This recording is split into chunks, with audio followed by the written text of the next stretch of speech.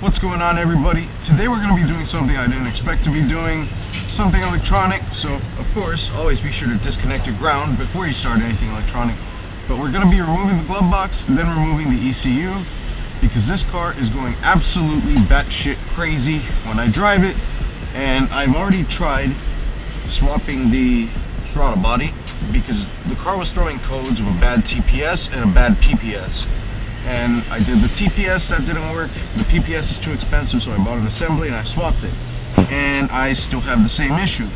I also swapped the radiator, just update on that, because the little nipple that runs from here, I have this cover on it so you can't see it, but there's a nipple here with the hose that attaches to this side that goes to the reservoir. That broke on the factory rad, so I got another one, put that in, and I thought I was going to be good, but clearly I'm not. I'm having some pretty serious issues now, and everything is connected as should be. So that leaves me to, before spending money on something like a fuel pump, because the car acts like it's not getting fuel sometimes, to just pulling the ECU and checking if it has leaking capacitors, which is a pretty common 90s Toyota problem. So some of the symptoms that I've been having include bogging, going into limp mode while driving in the car, trouble starting and need starter fluid to start sometimes, really erratic idle, it fluctuates up and down, rolls up and down, inconsistent throttle response. You have like also bad shifting, and a plethora of other symptoms that I will leave a link to the thread where I found this stuff out from in the description of my video. This video just shows you pretty much how to do it if you're not too sure exactly of how to pull the glove box and the ECU or whatever. This just eliminates any doubt for those of you that might be having an issue with that. So why not, you know? This would be the most budget option to fixing my problem and probably the fastest way to get this car back on the road. So gonna get this done, and hopefully this is the issue. If not, I'm probably gonna be thinking fuel pump and fuel filter, which I already have the filter, the in-tank filter that is, and I would have to order a pump if that's the case. But yeah, let's get to work on this.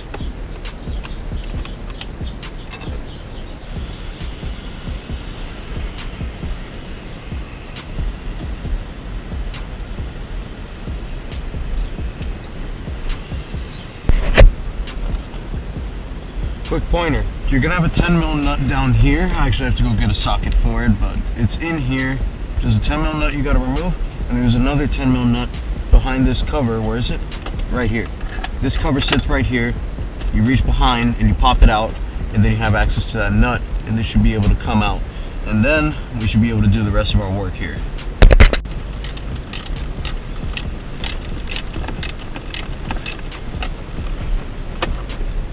Got our glove box out finally. No more issues with this. And actually, I'm gonna have to replace the cabin filter. This looks really dirty. So I'll get that done. And now we just have open access to the ECU. This panel actually just dropped that in. You see it. So I probably fucked up there, but I'll figure that out later. Now let's just pull the ECU. Obviously, all the connectors and everything here. I gotta figure out how to get this out, and then we should be good. Alright, I actually forgot to record a little while ago, but just pulled this light to get the other panel out.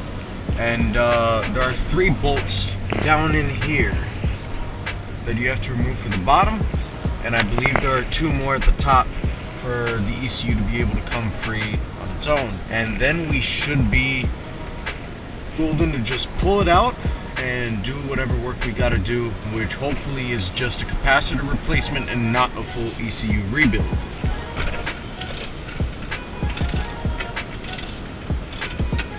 Alright guys, as you see, we finally have our ECU out, and all that will be left when we eventually opening this thing up is seeing if the capacitors are bad.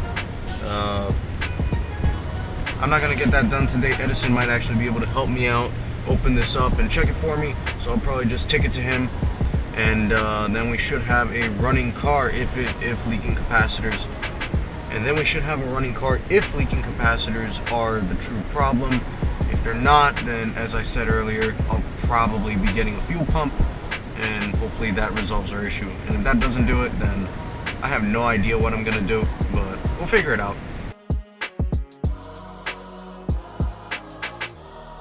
Alright, so back about a week later for day 2 of this video, and we finally got our ECU back. We actually sent it out to get rebuilt by Relentless Motorsports. When it was first opened, it didn't really look like it was messed up at all, but I decided to send it out in case some other parts were damaged and just not visibly damaged. And the capacitors did test low, so it has new capacitors and some new resistors as well. Josh at Relentless Motorsports is the guy who rebuilt the ECU. I'll put a couple of pictures of the work he did and everything. It's pretty much OEM spec or better pretty much. So if you ever start having ECU issues for your LS400 or any of the other 90s Toyotas that could be impacted by bad capacitors or other issues within the ECU, be sure to check out Relentless Motorsports. So now we just got to figure out exactly how this mounted up before. I'm pretty sure it went this side up, and then we can see if this car turns on. Alright, so we got our ECU mounted up, the VSC, traction control, etc. module right here. We got that relay mounted up that we need right there. I'm going to leave the daytime running light relay out to see if the car just doesn't have the daytime running lights work with it out. Because I really don't like the way they look. Alright, so we topped off our coolant, put the old sensor back on. It's just going to ground the car, and then we can turn on and see what happens.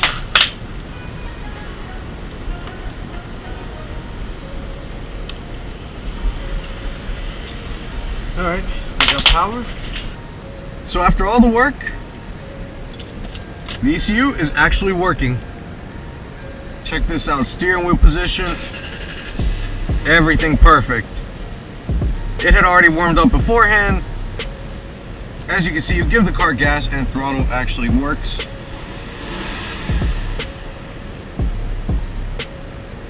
Car's 100% fine now. And taking out the daytime running light relay worked. No more running lights. I didn't like the way that looked, so I'm better off without it. Later on today, I'm going to take it on a quick test drive. I'll wear the GoPro forward and all that. To check my results and also see the differences that we see with the capacitors replaced, which had tested low, and resistors. New resistors were added as well, as I mentioned earlier in the video. So we'll see just how much damage those capacitors were really causing when we feel what this car should feel like at 100%, so stay tuned. Alright, so first test drive gonna happen now for the Lexus. Startup. The car is actually dusty as hell, but I'm gonna drive it around, and actually this is gonna be the first time I'll ever have a driving video. I really want to see what this looks like when I edit it, but yeah, just gonna drive it around and see how the car feels overall. Alright, so transmission actually feels way smoother. Just putting in reverse alone, I feel a difference.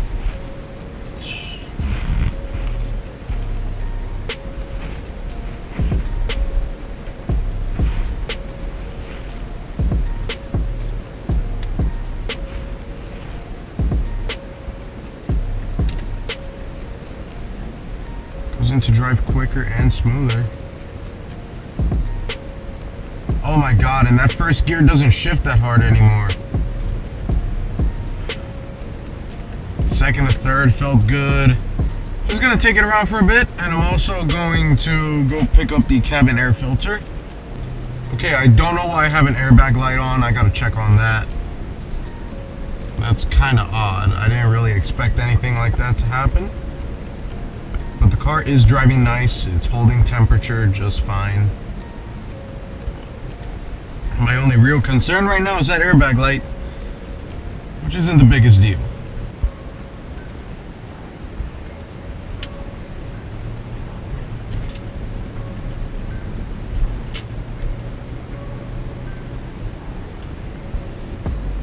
There's definitely a difference now that the ECU got done. Not only is the basic problem with the idle and lack of throttle response at times solved, but it's just smoother in every way.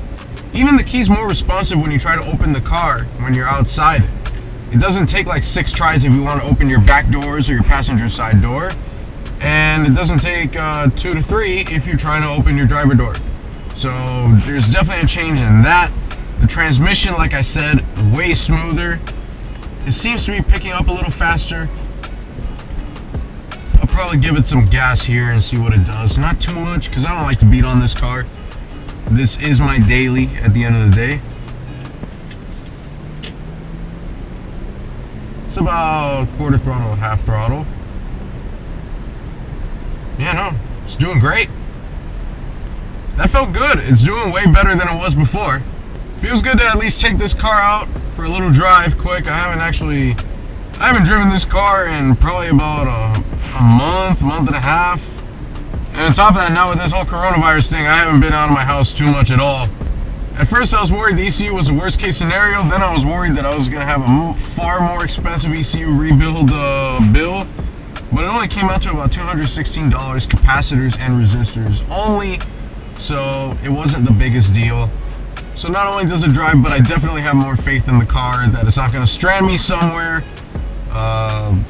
So this huge issue I had, finally taken care of with a very simple fix. And the only thing I plan on doing soon would be the timing belt job. I have all the parts ready to go. I just got to take the car to get that done, because I'll be honest, I really don't want to do it on this car. So I just got to do that, and then I'm good.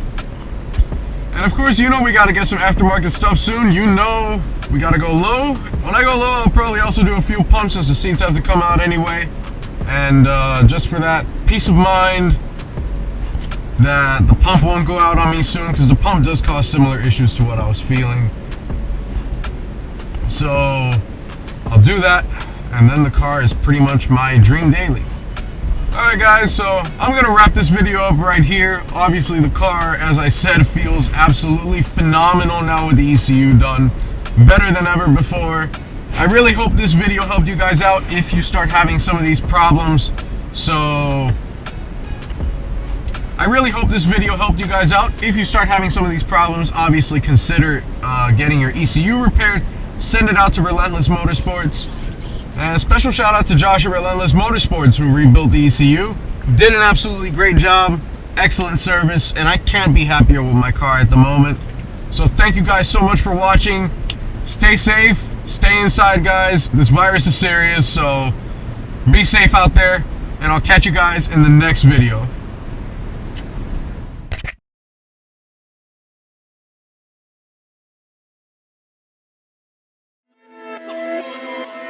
Everybody get smoked, dummy. Everybody get smoked, dummy. Yeah, look, I'm aiming straight for the jugular. Fuck it up, everybody finna talk what they want. Know that they stating the formula for me, but I talk a lot when I gotta be blunt. Ain't talking fast when I send it text out. Check the connection and leave the rest out. Speaking into this shit, got the best. So I'm a medulla.